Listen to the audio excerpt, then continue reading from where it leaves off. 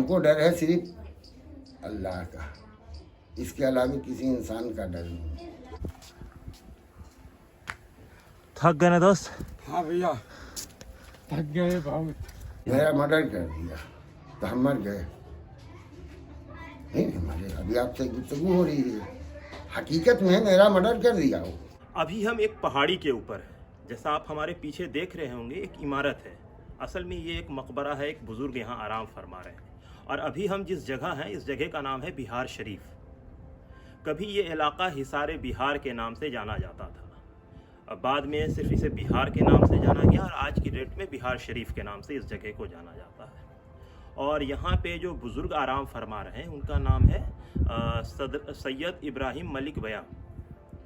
जिस तरह से तुर्क नस्ल अपने आप को ओस खान का वारिस कहते हैं, ठीक इसी तरह से बिहार में मिलने वाली मलिक बिरादरी अपने आप को इन्हीं बुज़ुर्ग से जोड़ती है कि वो उन्हीं के वारिस हैं। तो ये जो मकबरा है ये पहाड़ी के ऊपर है। आप बख्तियारपुर की जानिब या पटना की जानिब से बिहार शरीफ जब एंट्री लेंगे तो एक पहाड़ी आपको मिलेगी, उसी पर दूर से आप इस मकबरे को देख सकते हैं। 1812-13 के बीच में एक अंग्रेज़ जिसका नाम बुकानन था, वो इस जगह आया था। तो उसने इस मकबरे का जिक्र किया है, इसके स्ट्रक्चर का, इसकी बनावट का, और उसने साथ में एक इस मकबरे का एक मॉडल भी पेश किया था। तो मैं आपको वो भी दिखाऊंगा। लेकिन जहाँ तक बात है इस मकबरे की हिस्ट्री की, तो ये तकरीबन 600 साल पुरानी हिस्ट्री है इस मकबरे की। बुकानन ने जो 200 साल पहले अपनी किताब लिखी थी, उसने उसमें 400 साल का जिक्र किया। तो 400 साल वो और 200 साल का ये, इसको जोड़ेंगे तो 600 साल की हिस्ट्री है। और इसके अलावा बहुत सारे मज़ार हैं, बहुत सारे लोग यहाँ पे आराम फरमा रहे हैं। लेकिन हिस्ट्री में जो पता चलता है कि इस मकबरे का निर्माण सैयद दाऊद, जो इनके 7 बेटे में से एक बेटे थे, उन्होंने करवाया था। वो भी यहीं पे आराम फरमा रहे हैं।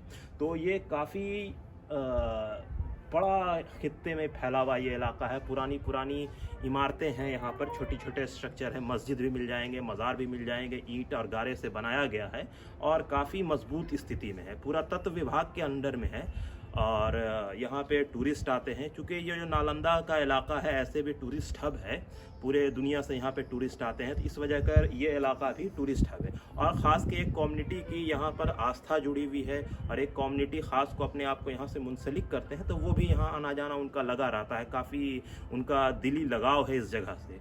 तो ये जो इलाका है, अभी हम आए थे यही देखने के लिए कि यहाँ पे क्या हाल है, कैसा है। तो काफ़ी वेल मेंटेन्ड तो नहीं कहेंगे, लेकिन फिर भी और भी बहुत सारे जो मॉन्यूमेंट हम घूम रहे हैं उससे कहीं बेहतर स्थिति में है। तो ज़रूरत इस बात की है कि जो यहाँ के ज़िम्मेदारान हैं और जो बिहार की सरकार है और टूरिज़्म डिपार्टमेंट है, इस जगह को और मेंटेन करे ताकि यहाँ पे लोगों को पहुँचने में और आसानी हो। बिहार शरीफ के हॉस्पिटल मोड़ से हमने एक बैटरी रिक्शा किया और उनसे हमने कहा कि हमें जाना है पहाड़ी पर। 1 किलोमीटर सफ़र तय करने के बाद उन्होंने हमें एक गली के सामने छोड़ा और कहा कि इस गली पे आप सीधे आगे बढ़ते चले जाएं और सीढ़ी चढ़ चढ़ के अगर आप ऊपर चढ़ेंगे तो पहाड़ तक पहुंच जाएंगे।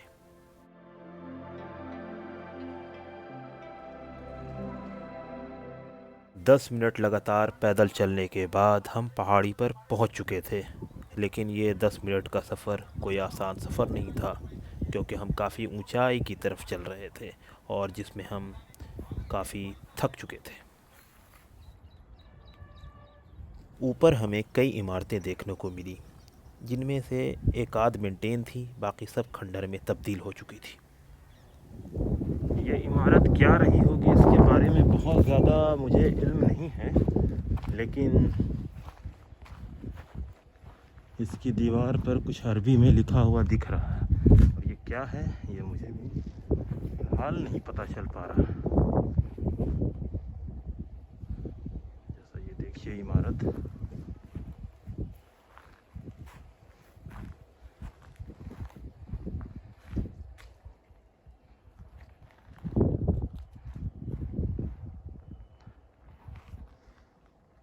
नीचे में अगर आप देख रहे होंगे तो 3 तरह के पत्थर हैं। एक उजले हैं इस साइड, बीच में काला और एक साइड ब्राउन कलर का। लेकिन जो बीच वाला जो पत्थर देखिएगा, इसमें देखिए नक्काशी की हुई है। अगर इसे आप गौर से देख रहे होंगे तो इसमें आपको नक्काशी साफ साफ देखने को मिल सकती है।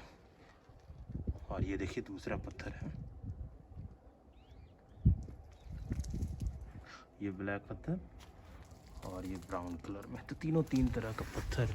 इसके अलावा मेहराब वगैरह है इसमें।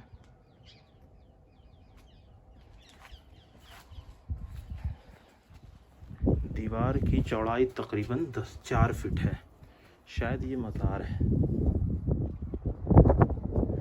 किनका है ये मुझे इल्म नहीं है बहुत ज़्यादा।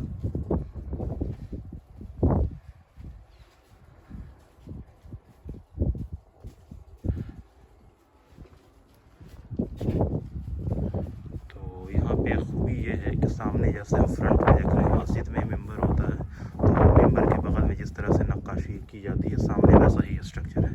लेकिन इस साइड अगर हम देखें तो सेम वैसा ही है, लेकिन इसमें जाली दिया हुआ है, मतलब एक तरह से खिड़की है। और सेम इस जानिब भी वैसा ही है। और चूँकि ये जो सामने जिस रुख में हम खड़े हैं, हम पूरब की जानिब है और मेरा फेस पश्चिम की तरफ है, यानी ये पश्चिम का इलाका है।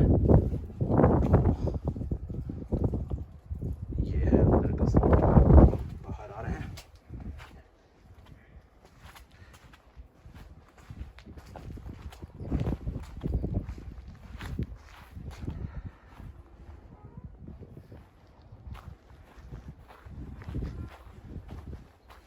ये पुरानी सीढ़ी है।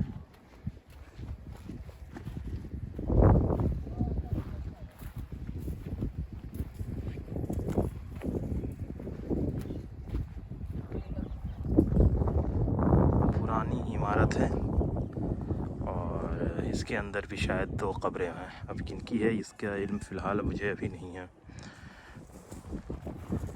तो ये देख सकते हैं कि काफ़ी अच्छे से सरियाया गया है इस ईंटे को। शायद ये किसी वक्त में गुंबद वगैरह इसके ऊपर रहा होगा, ऐसा देख के महसूस हो रहा है।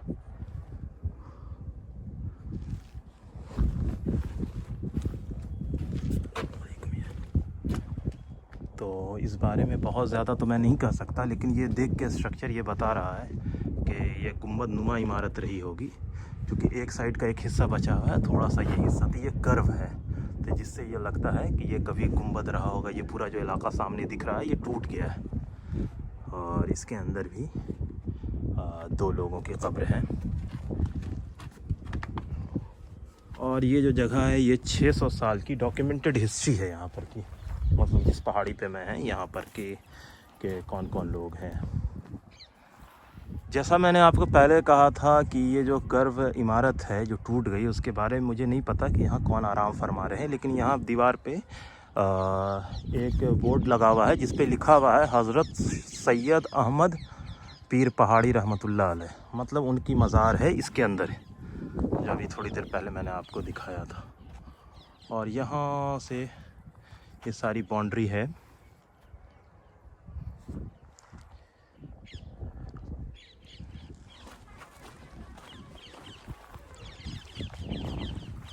और ये शायद मस्जिद रही होगी किसी ज़माने में, तो अभी तो उधर जाने का रास्ता नहीं है।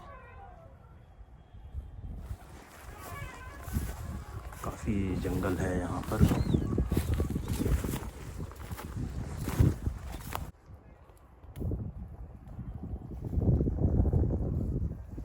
मकबरे के अंदर दाखिल होकर फातिहा पढ़ने से पहले हमने मकबरे के चारों तरफ घूमने को सोचा।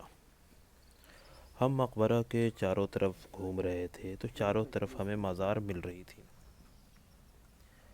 और इसमें हमें पता चला कि मकबरे के 2 जानिब दरवाज़े हैं।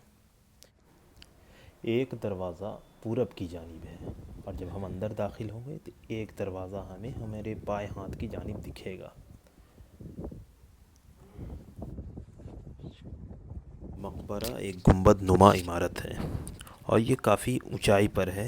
एक तो ये पहाड़ के ऊपर है, और इसके अलावा इसे जो बनाया गया है ये भी काफ़ी ऊंचा है, और ये स्क्वायर के शेप में है, और ऊपर जाके ये कर्व हो जाता है। और पूरब की तरफ इसका एक दरवाज़ा खुलता है, और आमतौर पर लोग जो फातिहा पढ़ने के लिए अंदर दाखिल होते हैं इसी दरवाज़े से होते हैं।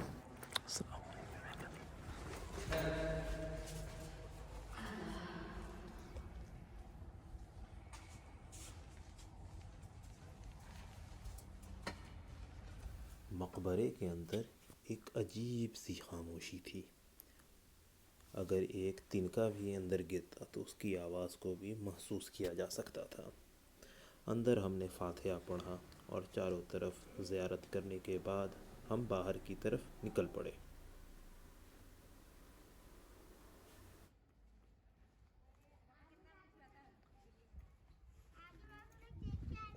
जैसा मैंने आपको दिखाया अभी, यहाँ पे एक पुराना मकबरा है, एक बुज़ुर्ग आराम फरमा रहे हैं, उनके साथ यहाँ पे बड़ी तादाद में उनके वारिस हैं और उनके रिलेटिव और उनके साथी आराम फरमा रहे हैं।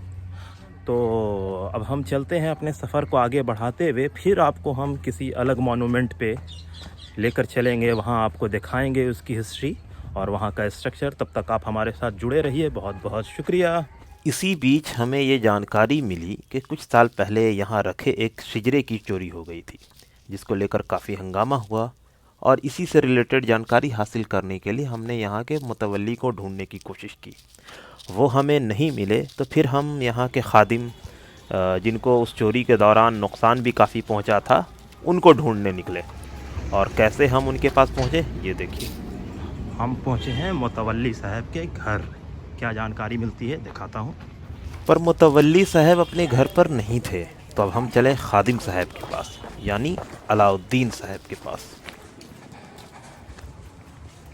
खादिम साहब का घर कौन वाला? ये वाला रास्ता चलिएगा, हाँ, फिर पश्चिम साइड है। अरे पहुँचा दो ना। पश्चिम साइड के बगल में। अरे तो हमको नहीं पता है ना दोस्त, अब लेकर चलोगे तब जाएंगे ना। तो ये वाला घर, ये वाला, कौन? ये वाला घर है। आगे जाइएगा ना आप, ऐसे पश्चिम होइएगा, सामने गेट के बगल में। ऊपर तक नहीं ले जाओगे? बगल में चलो। हमारे रहबर ने बीच रास्ते में हमें छोड़ दिया। फिर एक बच्चे की मदद से हम खादिम साहब तक पहुँचे। बुला दो। इस नाचीज को खादिम मोहम्मद अलाउद्दीन कहते हैं। हजरत जो लेटे हुए हैं उनका नाम है हजरत सैयद इब्राहिम उर्फ मलिक ब्या फातिह ब्या रहमतुल्लाह अलैह। ये वाक़या आज का नहीं है, आज से 700 साल पहले जो है मगध का राजा मगध था, वक्त के बादशाह थे उस वक्त फिरोज शाह तुगलक। कई बार बिहार स्टेट पर उन्होंने चढ़ाई की, लेकिन उनकी शिकस्त होती थी। तो वो दौर था नजूमियों का, बादशाहों के मशवरेकार नजूमी हुआ करते थे। तो एक नजूमी ने बताया था फिरोज शाह तुगलक को कि फला रोज़ बहुत ज़ोरों का आंधी तूफान आने वाला है, असर के बाद और ईसा के कबल तक वो हाई प्रेशर पर रहेगा। फिरोज शाह तुगलक ने उस नजूमी से पूछा कि वो शख्स मिलेंगे कहाँ। तो उन्होंने ये कह करके बात को तराश दी थी कि हुजूर मैं जितना जानता था आपको बता दिया, आप ढूंढेंगे तो वो शख्स मिल जाएंगे। हजरत रहने वाले हैं ईरान के, आपकी ड्यूटी लगी थी हिंदुस्तान में, तो आप आकर के फिरोज शाह तुगलक के यहाँ उस वक्त फौज में सिपा सालार का पोजीशन लिए हुए थे। आपकी बुजुर्गी उस वक्त तक जाहिर नहीं हुई थी, छुपे रुस्तम में बुजुर्गी हासिल की हुई थी। फिरोज शाह तुगलक लंगी तलवार लेकर के घोड़े पे गश्त लगा रहे थे कि आखिर कौन ऐसा अल्लाह का बंदा है। तो वो दौर था मिट्टी का चिराग जलता था, बिजली बत्ती की पैदाइश नहीं थी। आप अपने रेवटी खेमा में मगरिब के बाद नमाज से फारिग होकर के इबादत में मशगूल थे। आपके रेवटी खेमे से अक्स बाहर फेंक रहा था, उधर से जब क्रॉस कर रहा था फिरोज शाह तुगलक, तो जो है ना देखा कि जो है यहाँ बत्ती जल रही है। करीब पहुँच कर करके उन्होंने इबादत में खलल नहीं डाला, क्योंकि वो भी पढ़े लिखे हुए बादशाह थे। उन्होंने जो है खामोश खड़े रह गए। जब हजरत इबादत से फारिग हुए तब उन्होंने आपको मलक बया, ये फारसी लफ्ज है। मलक के मतलब बादशाह के होते हैं और बया के मतलब हमारे पास आना। ऐ बादशाह हमारे पास आओ। हजरत उठ करके बादशाह के करीब जाते हैं तो वक्त के बादशाह तो वो थे, उन्होंने आपको हुक्म किया कि बिहार जाने की तैयारी आप करें। कितनी फौज चाहिए, क्या क्या असलहा चाहिए, आप हुक्म कीजिए, पूरा करना मेरा काम है। अगर चाहते हजरत तो उस वक्त लाखों लाख फौज लेकर के आ सकती थी, लेकिन आपकी तादाद क्या थी? सिर्फ इल्ला 3। आप थे, आपके एक जिगरी दोस्त थे और छोटे साहबजादे थे। दिल्ली से चलने के बाद इसी पहाड़ी पर, जंगल झाड़ी पहाड़ी पर आप अपना रेवटी खेमा गाड़ा। ये जगह आपको पसंद आई और यहीं से जंग करने के लिए निकलते थे। राजा यहाँ से भाग करके रोहतासगढ़ किला जाता है सासाराम। ठीक 13 जिलहिज्जा बरोज एक संभा इतवार का दिन था। हजरत ने वहाँ भी इस्लाम का झंडा लहरा दिया। किसी की भी जब जीत होती है तो वो जश्न मनाते हैं। आप भी वहाँ खुशियाँ मनाई, खुशी ब खुशी वहाँ से लौट रहे थे तो एक छिपा हुआ सिपाही पीछे से आप पे वार किया था। आप गाजी भी हैं और शहीद भी हैं। आपने इस्लाम फैलाया भी है और लौटते वक्त आपकी शहादत हुई है। आपके जनाजे का नमाज हजरत मखदूम सरफुद्दीन यहिया रहमतुल्लाह अलैह मनेरी ने पढ़ाया था। ये उसी वक्त आपके बड़े साहबजादे ने बनवाया था। हजरत दाऊद रहमतुल्लाह अलैह उनका नाम है। अंदर में लेटे हुए हैं, गए हुए तो देखा होगा। और ये गुम्बद बनी मखदूम साहब बाबा के देख रेख में, वो हयात थे। उर्दू के मुताबिक सन में 1 साल पीछे वो पर्दा करते हैं। अपना साल शुरू होता है मुहर्रम से, तो बकरीद 13 बकरीद को हजरत शहीद होते हैं और चांद के मुताबिक अगले ईद के 5 तारीख मखदूम साहब बाबा से पर्दा होते हैं। सन के मुताबिक साल भर का फासला हो गया। तो मखदूम साहब बाबा के देख रेख में जो है ये मकबरा बना और अंदर में देखा होगा आप सिजरा लटका हुआ है सीने पे हजरत के। वो हजरत के पीर का दिया हुआ सिजरा आपकी वसीयत थी जगह के बारे में और उस सिजरे के बारे में कि सिजरे को कब्र में ना देकर हमारे सीने पे लटका देना। उसमें लोग कौड़ी भी मारते हैं, दिल में चंद मुरादें रख करके, पूरा करने वाला अल्लाह। तो जैसा 1-2 साल पहले खबर आया था वो शिजरा चोरी हो गया था, तो किस तरह से मिला वो, जिसको लेकर काफ़ी मेरा मर्डर कर दिया तो हम मर गए। नहीं हमारे अभी आपसे गुफ्तगू हो रही है, हकीकत में मेरा मर्डर कर दिया वो। हाथ तोड़ दिया, हाथ भी सही सलामत है, कोई दर्द वगैरह नहीं होता। तो ये तो बाबा का करम है हम पर। वहाँ जो है रात के 4 दिसंबर 2017 को तकरीबन 1 बजे हम मेरे कान तल जो है वहीं हम सोते थे रात में। 11:30 बजे तक जो कुछ किसी के लिए दुआ हुआ करना हुआ कर लिए, उसके बाद रोटी खा करके अपना चौकी वहीं आगे पड़ी हुई है उसी पर लेटे थे। उस दिन भी लेटे। नतीजा ये है कि जितने सोए थे खाना खा करके तुरंत जो है कान तले ऐसा महसूस हुआ कि अंदर में आदमी दौड़ रहा है। उस पर तवज्जो नहीं दिया, इसलिए दोनों तरफ ताला लगा करके चाबी अपने पास रखती थी। फिर कुछ देर के बाद धबड़ धबड़ा चलने का आवाज़ हुआ तो सोचा कि बोलेंगे कि कौन है, बोलेंगे खाक पत्थर। वो मेरे सराहना में आकर के खड़ा हो रहा था सब। जैसे बोलने के लिए चाहा, आँख पर कपड़ा गिराया, एक आदमी ने रेठी चाप दिया। अब तो मेरा दिमाग काम कर गया कि अंदर में आदमी दाखिल हो चुका, चाहे जैसे हो। हजरत का सहारा लिया धीरे धीरे। भाई मेरी हिफाजत करना आपका काम है। मैं रेठी चापे रहा, पट्टी बांधने के बाद ये हाथ तोड़ दिया। 3 आदमी मिल करके घुमाया तो इसका मेरा हड्डी टूट गई, किराया भी नहीं सकी। नली तो चापे हुए, पैर बांध दिया, गट्टा सटा करके हाथ बांध दिया। गमछा लिए होता, सारा गमछा जो है मुंह में ज़बरदस्ती ठूस दिया, यहाँ तक नाक को बंद कर दिया। अब जब नाक बंद कर दिया तो सांस लीजिएगा कैसे? रूह निकल गया। जब रूह निकल गया, आरसा आजम पर लेकर के पहुँचते हैं, वहाँ हंगामा हो गया। ये क्या किया? अरे किनको ले आए? इनका वक्त पूरा नहीं हुआ है, फौरन ले जाओ। इस बीच में वहाँ जो सीढ़ी रखी हुई है वो रस्सी से लपेटा हुआ था पहले, कोई हाथ में रख के गिरे नहीं। वो रस्सी खोल करके लगा करके सीधा उतार लिया उसने।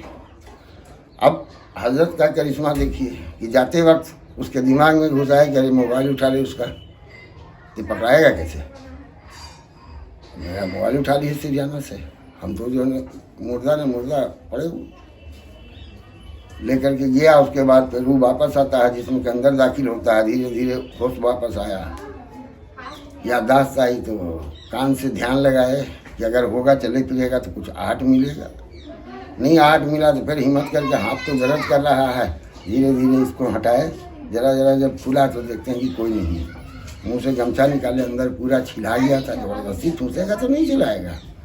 खून गिरने लगा, गमछा खून से सराबोर था। उसके बाद में पैर का रस्सी खोले, गट्टे का रस्सी का गिरा नीचे दे दिया था, नहीं खुल सका। हिम्मत कर करके उठे, दक्षिण जानिब का सिकड़ काट करके, लोहा काटने का आरी लेकर के आया था, उसे सिकड़ काटा और घुसा था। यहाँ फर्स्ट गेट पर जो सिपाही का घर है, सिपाही भी ड्यूटी पर तैनात है, राइफल लेकर के खड़ा है। आए तो आवाज़ दी, उनका यही ड्यूटी होता है भाई। पलट करके उसने जब देखा, ये कैसे बाबा, तो पहले गट्टा खोलो भाई। गट्टा खोली, सब दौड़ा, हम भी गए। फिर वापस आया, चोर बैठा हुआ है, चोरी करके निकल गया। सिपाही को भेजे घर, हम कहा जाओ मेरे लड़कन को कहना कि तबीयत खराब हो गई है, उनकी बुला रहे हैं, बताना नहीं कैसी सी बात हुई। आया कि यहाँ से जो है 150-200 आदमी जो है पहुँच गया कि कभी तबीयत नहीं खराब हुआ, 80 से हैं, 1980 से।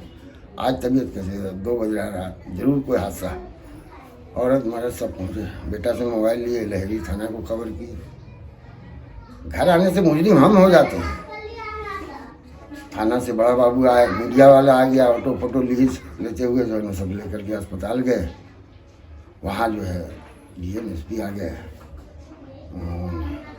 देखा, पूछा क्या क्या चोरी हुआ, तो बताया कि 2 चीज़ चोरी हुई। एक मेन चीज़ सिजरा, दूसरे में मेरा मोबाइल। तो नंबर याद है उनका? जी हाँ, नंबर दे दी। उन्होंने कहा कि भाई आप रोड पर मत आइएगा। मैं ये पक्का मानिए कि हम रोड पर नहीं आते। आप आइए, सब सर हैं, आप जब कह रहे हैं कि रोड पर नहीं आना, नहीं आएंगे, लेकिन चोर को पकड़ना चाहिए और सिजरा वापस आना चाहिए। तो ऐसा ही होगा, ऐसा होबे करेगा तो हमको रोड पर आने की ज़रूरत क्या है? अगर रोड पर आते भी हैं तो चोर मराता नहीं है, पकड़ाता नहीं है, तो राहगीर मारा जाएगा। नहीं गए। हालांकि बहुत सारे लोग अपने कौम में भी शरारती कम नहीं है, घर पर आकर करके चलिए चचा जरा सा हॉस्पिटल मोड़, हम कहा हम नहीं जाते। अरे मिले हुए होंगे कुछ, आपने जिसको जो जिम्मे आ रहा है बोल रहा है, लेकिन हम कहा कि हम जाते ही नहीं, प्लास्टर दिखाने के लिए जाए, हम नहीं जाते। नहीं गए। 20 दिन तक चोरों का पता नहीं चला। 21वें दिन मेरा मोबाइल चालू हुआ, भंग से एसपी कोठी जो है ना, मैसेज आया कि बाबा का मोबाइल चालू हो गया। इन्होंने लोकेशन लिया कि किस एरिया में किस नाम से चालू हुआ, तो नूरसराय थाना में चालू हुआ। रात में छापा मराया, आपको पकड़ के सिपाही ले आया, ले जी भाई मोबाइल कहाँ से लाए, आप चोर का नाम बता दीजिए, जिससे खरीदा था उसका नाम बताइएगा ना। बता दिए तो कुंदन कुमार से। कुंदन कुमार को जो है दूसरे रात में छापा मराया, उसको ले आया गया। वो आया तो उससे पूछा गया कि भाई मोबाइल बेचे हो इनके? हाँ। तो हाँ, पहले को छोड़ दिया गया, उसकी पिटाई हुई, मोबाइल लाया कहाँ से? तो बाजार समिति में गिरा हुआ था, झूठ बोला वो। मरम्मत कस के हुआ तो कैसे हमारी मत बताते हैं। आधा पहाड़ पर से बाजार समिति से चलाया, आधा पहाड़ पर। फिर जब पिटाई हुई तो कैसे सच सच बता देते हैं, मत मारिए। दरगाह के अंदर से, दरगाह का नाम लिया, पिटाई बंद हुआ। और कौन कौन था? 6 आदमी का नाम फट से उगल दिया, नहीं बताएंगे, फिर पिटाएंगे। तीसरे रात में छापा मराया, उसे वो भी चलाया लहरी थाना। जाएगा कहाँ? सरकार से बढ़ करके है। उन लोगों से पूछा गया कि भाई चोरी किया, वो सामान कहाँ है? तो हुजूर सोना का समझ के चोरी किए थे, वो तो लकड़ी का है ही है। तो कहाँ है? फाड़ना चाहे फटा भी नहीं, सोचा कि चोरी का रखें कहाँ, आग लगा के जला देते हैं, जलाना चाहे जला भी नहीं। कोसुत नदी में फेंक दिया, उधर पूछ का झाड़ी होता है ना, उसमें फेंक दिया। राता राती खोजा गया, मिला। सुबह आए दरोगा जी, हमको लेकर के गया देखने के लिए कि देखिए यही है। देखा तो वही है, ये है तो कैसे कह दें कि ना है? हाँ यही है। तब हमका तब क्या, लेकिन है इसमें, लेकिन है कि कत्ता चला तो बदसूरत हुआ, आग लगा, काला हुआ, इसका रिपेयरिंग करवा दीजिए आप। उसका रिपेयरिंग हुआ, उसका वीडियोग्राफी हुआ। बच्चा मेरा साथ जाता था, वहाँ दिन भर बैठे रहते थे, कारीगर काम कर रहा है, वीडियो कर रहा है। उसके बाद में 2018 1 अप्रैल इतवार के दिन बजाते कुल वगैरह करा करके चादर पोशी किया और वो सीधा किया। वो आज भी चल। अभी हम ऊपर गए थे तो कुछ हद तक तो काफ़ी मेंटेन भी लगा, लेकिन कई जगह बहुत बुरे हाल है, जैसे ईंटा वीटा उखड़ गया, लोगों ने रास्ता बना लिया है। तो पूरा तत्व विभाग के अंडर में भी ये आता है, तो क्या सरकार इसका देख रेख कर रही है? अच्छा से देख रेख करती है। अच्छे से देख रेख करती है। ये कैसे हम कह रहे हैं कि नहीं, क्योंकि आनंद किशोर साहब जब डीएम बन करके आए थे वो आस्थाने पहुँचे थे, 2004 की मैं बात कर रहा हूँ। तो गुफ्तगू उनसे हुई तो उन्होंने पर्यटन मंत्री को लाया था यहाँ, डालमिया जगमोहन थे उस वक्त पर्यटन मंत्री, वो आए थे और जॉर्ज साहब आए थे। तो उन्हीं की दी हुई देन है कि अभी तक गुंबद सही सलामत है, क्योंकि गुंबद का प्लास्टर जो है अंदर से उखड़ रहा था, कोई हादसा नहीं हुआ था, लेकिन कभी कभी गिर जाता था। आदमी नहीं है, गिर गया, अगर आदमी रहता तो सर भी फट सकता है। इस वो दिखाया आनंद किशोर साहब को, तो उनसे गुफ्तगू जो हुई तो उनसे पूछा हमने कि आप डालमिया उनको जगमोहन साहब को ला सकते हैं, पर्यटन मंत्री को। उन्होंने वादा किया कि हम लाएंगे और 2004 में उन्होंने लाया। तो उन्हीं की दी हुई फंड से अंदर बाहर पलस्तरा हुआ और बराबर होता रहता है। अपना काम है लिखा पढ़ी करना। मतलब ये शिकायत नहीं है कि सरकार तवज्जो नहीं दे रही है? नहीं, ऐसी बात नहीं है। हम ईमान खराब कैसे करना अपना। अब उसमें कुछ लोग कुर्सी पर जो बैठे हुए हैं आधा से ज़्यादा तो खाइए जाते हैं, जो बचा थोड़ा लगाते भी हैं। 10 आना खाए तो 6 आना लगा। मतलब ऐसा है कि काम हो रहा है, काम होता है। तो अच्छा, बगल में एक तो मेन गुंबद है जिसमें बड़े पीर आराम फरमा रहे हैं, और उसके बगल में इस साइड मस्जिद एक है, थोड़ा सा स्ट्रक्चर, उसके बगल में एक और बुजुर्ग हैं आराम फरमा रहे हैं। हाँ, हजरत मौलाना मुबारक करीम रहमतुल्लाह अलैह उनका नाम है। हजरत के छोटे साहिबजादे को पश्चिम जानिब में जो लेटे हुए हैं खजूर के पेड़ के पास, वो छोटे साहिबजादे हैं। उन्हें उन्होंने तालीम हासिल किया कराया था, समझा। और बाकी जितनी भी पक्की कब्रें हैं उस आस्थाने एरिया के अंदर, वो सब सौदाओं का, उस वक्त जंग में जो लोग शहीद होते थे उनका जनाजा यहीं आता था। इसमें जैसे नहीं उस जानिब, मतलब 2 गेट है ना, एक गेट से हम लोग एंट्री लेते हैं, 2 गेट और है जिसके सामने पुलिस चौकी है। हाँ। तो वहाँ पे एक मस्जिद नुमा एक इमारत है जिसमें सिर्फ दीवार ज़मीन है। हाँ। और उसके बगल में एक और है ईंटे का बना हुआ, तो वो भी कभी गुंबद रहा है क्या? हाँ, वक्त उसका रिपेयर ना होने से गुंबद फंस गया, मलबा से दब गया था। लेकिन पुरातत्व विभाग से साफ करवा कर करके मज़ार साबित है। एक में 2 मज़ार हैं, एक में 1 मज़ार है। 1 मज़ार जिसमें है उसमें एक सुनते हैं कि एक कब्र के अंदर सुहानी रात दोनों इंतकाल की थे, 2 जना गया। सैयद अहमद साहब उनका नाम। आरी जिसमें 2 कब्रें हैं, उनका मेन बुजुर्ग जो लेटे हुए हैं उनका सैयद साहब नाम है। अच्छा, मतलब वो आप लोगों के सामने ढहा है या पहले ही ढहा चुका? नहीं, मेरे होश से बहुत पहले ढह गया। जैसे वालिद मेरे थे तो वो भी सीधे साधे आदमी से उतना पढ़े लिखे हुए नहीं थे, वो लिखा पढ़ी में जो है थोड़ा पीछे रहते थे। और हमको डर है सिर्फ अल्लाह का, इसके अलावा किसी इंसान का डर नहीं। कोई आए अफसरान, ये बोलने में झिझकता नहीं है, क्योंकि वो मेरी सर्विस नहीं है, हम तो गुलाम हैं हाजत। ये सिलसिला आ रहा है उसी वक्त से, जो दिक्कत रहता है हम उनसे खुल करके बोलते हैं और पूछते भी हैं कि खाली हाँ कह रहे हैं या कीजिएगा भी। तो जुबान देते हैं। बहुत से अफसरान ऐसे भी हैं, वो गैर मुस्लिम भी हैं, लेकिन उनके अंदर ईमान है। हाँ करेंगे तो करके दिखला देते हैं। देखिए किया ना मौलवी साहब, हम कहा बिल्कुल किया। कैसे कर देंगे? आप पूछा ना हमसे कि वो पूरा तक कुछ करता है या नहीं करता है। करता है, लेकिन उसमें बहुत सारे लोग ऐसे भी हैं कि कुछ अपना भी पेट भर लेते हैं